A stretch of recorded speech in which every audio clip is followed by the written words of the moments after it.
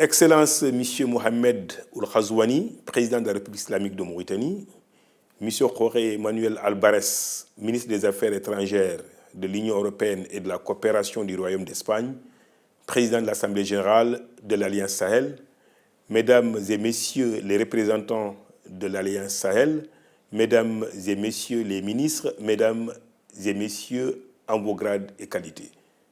Je voudrais tout d'abord exprimer mes regrets de ne pas être physiquement présent à Nouakchott en raison d'engagements antérieurs pris de longue date. Je remercie très chaleureusement Son Excellence, Monsieur le Président de la République islamique de Mauritanie, d'avoir bien voulu accueillir la présente Assemblée générale dans son pays. Je voudrais aussi féliciter l'Espagne pour le travail remarquable accompli pendant 3 années de présidence de l'Alliance Sahel. Ma gratitude va finalement à l'unité de coordination et à l'ensemble des acteurs qui se sont mobilisés pendant ces derniers mois pour l'organisation de notre rencontre. Mesdames et messieurs, la région du Sahel continue à faire face à un contexte d'incertitude et de fragilité croissante avec une extension déjà réelle des effets des crises qui l'assaillent sur les pays voisins.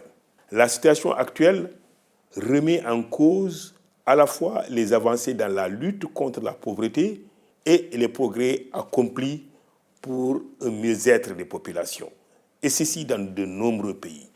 Le Sahel, pourtant, est une terre de savoir et de brassage de culture, et ceci depuis des siècles, et il regorge tant d'opportunités et de richesses qui peuvent contribuer à l'amélioration des conditions de vie de ces populations. Je l'avais souligné lors du sommet des chefs d'État du G5 Sahel tenu à N'Djamena en février 2023, en disant que pour répondre aux crises multiples, mondiales, tout comme nationales, régionales ou sous-régionales, la solidarité mondiale doit se manifester. Elle doit se manifester pleinement, rapidement et massivement.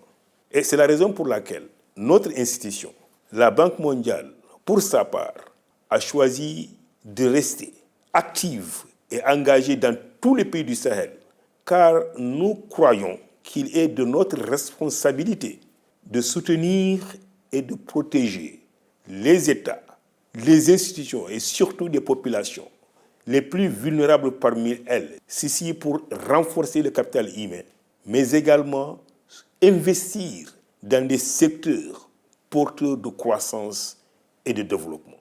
Nous avons à ce titre mobilisé plus de 9,3 milliards de dollars américains sur les 3 dernières années en les orientant vers l'agriculture, vers l'énergie, vers l'éducation, vers la santé, vers la protection sociale et j'en passe.